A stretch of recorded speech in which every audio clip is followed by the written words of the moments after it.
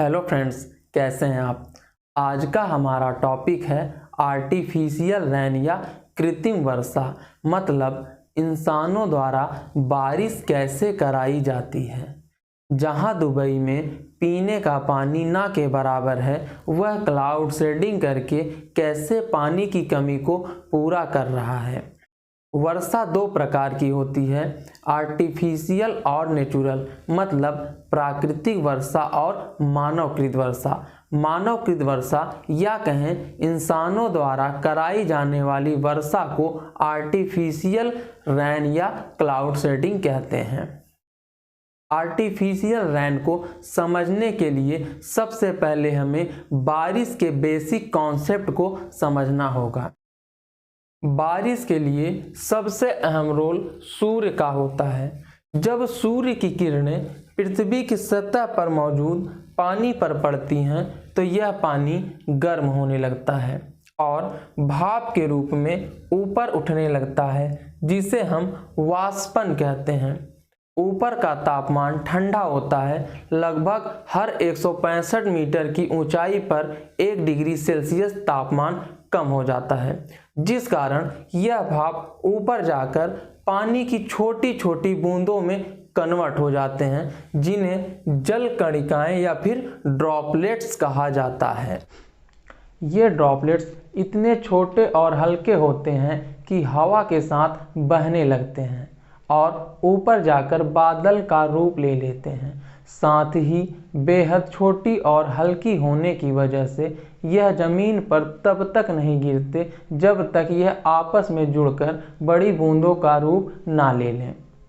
ये ड्रॉपलेट्स पानी के प्योरेस्ट फॉर्म में होते हैं, इसलिए आपस में नहीं जुड़ते हैं। लेकिन जैसे ही इन ड्रॉपलेट्स में धूल, मिट्टी, धुएं के कण टकराते हैं तो यह आपस में जुड़ना स्टार्ट कर देते हैं और जैसे ही इनका वजन बढ़ता है तो यह पृथ्वी की ग्रेविटी के कारण जमीन पर बारिश के रूप में गिरना स्टार्ट कर देते हैं, जिसे हम बारिश कहते हैं। सबसे पहले सन 1946 ईस्वी में अमेरिकन वैज्ञानिक विल्सन सोफर ने सिल्वर आयोडाइड नामक कंपाउंड को प्लेन के द्वारा बादलों पर छिड़क कर बारिश करवाई थी। इससे पहले उन्होंने सिल्वर आयोडाइड को प्लेन में इस हिसाब से सेट करवाया और प्लेन को बादलों के ऊपर ले जाकर सिल्वर आयोडाइड को बादलों के ऊपर छिड़काव किया और बारिश करवाई। हालांकि पहले से अब तक में इस टेक्नोलॉजी में काफ़ी सुधार किया गया है। अब हम समझते हैं प्रेजेंट टाइम में आर्टिफिशियल रेन कैसे कराई जाती है। आर्टिफिशियल रेन के लिए सबसे इम्पॉर्टेंट हैं बादल, जिनमें पहले से नमी हो। उन बादलों का पता रडार, सैटेलाइट जैसे अन्य उपकरणों द्वारा लगाया जाता है जो बारिश करने योग्य हों और उनमें नमी 65% या उससे अधिक हो। शाम के टाइम नमी या ह्यूमिडिटी अच्छी होती है। रात जैसे जैसे होती जाती है वैसे वैसे टेम्परेचर कम होता जाता है और नमी बढ़ती जाती है। जिस स्थान पर बारिश करानी होती है उस स्थान पर उन बादलों का टाइम टेबल पूरी तरीके से सेट किया जाता है। मतलब वह बादल उस स्थान पर कब तक पहुंचेंगे, कहां से गुजर रहे हैं।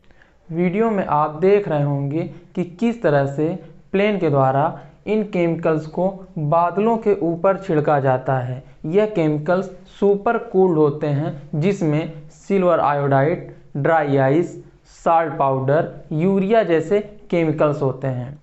हालांकि कुछ स्पेशल जनरेटर्स भी होते हैं जो इन केमिकल्स को बादलों में मौजूद ड्रॉपलेट्स तक पहुंचाने का काम करते हैं। चलिए एक एग्जाम्पल में देखते हैं कि पानी के प्योरेस्ट फॉर्म में ड्रॉपलेट्स कैसे दिखाई देते हैं और आपस में यह क्यों नहीं जुड़ते हैं। यहाँ पे आप देख रहे होंगे यह एक पत्ती है जिसमें छोटी छोटी पानी की बूंदें पड़ी हुई हैं। इन्हें हम पानी की प्योरेस्ट फॉर्म भी कह सकते हैं, क्योंकि यहाँ पे आप देख रहे होंगे यह आपस में जुड़ नहीं रहे हैं, यह अलग अलग जगह पर दिखाई दे रहे हैं।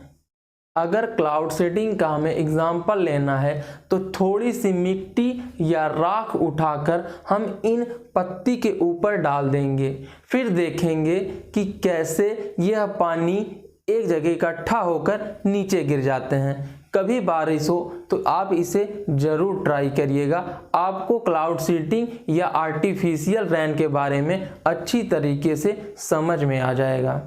अभी तक जो ड्रॉपलेट्स हवा में तैर रहे होते हैं और पानी के प्योरेस्ट फॉर्म होने के वजह से आपस में जुड़ते नहीं हैं, सिल्वर आयोडाइड और अन्य केमिकल्स इन ड्रॉपलेट्स को आपस में जुड़ने के लिए मजबूर करती है और जैसे ही यह ड्रॉपलेट्स एक दूसरे से मिलकर बड़ी होने लगती हैं तो इनका वजन बढ़ता है और पृथ्वी के ग्रेविटी के कारण यह नीचे बारिश के रूप में गिरना स्टार्ट कर देते हैं। तो इस तरह के वर्षा को आर्टिफिशियल रेन या क्लाउड सीडिंग कहा जाता है। क्लाउड सीडिंग की अगर बात की जाए तो प्रेजेंट टाइम में इसका उपयोग सबसे ज़्यादा दुबई कर रहा है। दुबई रेगिस्तान के ऊपर बसा हुआ शहर है जहां पीने के लिए पानी बहुत ही कम या कहें ना के बराबर है।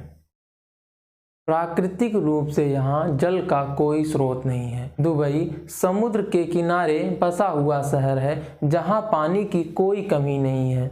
विडंबना तो देखिए, इतना पानी होने के बावजूद भी यहाँ पीने के लिए पानी ना के बराबर है। दुबई थर्मल डेसिलिनेशन प्लांट को इंस्टॉल करके पीने योग्य पानी बनाता है, जिसमें ऊर्जा की खपत बहुत ही ज़्यादा होती है, जिसमें वहाँ की गवर्नमेंट को खर्च बहुत ही ज़्यादा आता है। एक आंकड़े के अनुसार थर्मल डेसिनेशन द्वारा 1000 लीटर पानी को फिल्टर करने का चार्ज लगभग 44 से 4500 रुपये तक आता है। अब जाहिर सी बात है, दुबई गवर्नमेंट कुछ ऐसे सॉल्यूशन के खोज में थी जो उनके होने वाले इस खर्च को बचा सके, जिसका सॉल्यूशन उन्हें क्लाउड सीडिंग या आर्टिफिशियल रेन के रूप में मिला। अब दुबई सरकार क्लाउड सीडिंग का यूज करके बारिश करवाती है और इस बारिश के पानी को बड़े बड़े डैम में स्टोर कर लिए जाते हैं, फिर उन्हीं पानी को पीने योग्य बनाया जाता है। 1000 लीटर का खर्च मात्र 70 से 75 रुपये में आसानी से हो जाता है। इसी तरह 2008 में ओलंपिक खेल के दौरान चाइना ने क्लाउड सीडिंग करके बारिश को शहर के बाहर ही बरसने के लिए मजबूर कर दिया था। हालांकि कुछ विशेषज्ञों का कहना है कि इस तरह की टेक्नोलॉजी प्रकृति के साथ छेड़छाड़ करने के बराबर है। अगर मेरे द्वारा दी गई जानकारी आपको अच्छी लगी हो तो चैनल को सब्सक्राइब, लाइक, शेयर जरूर करें।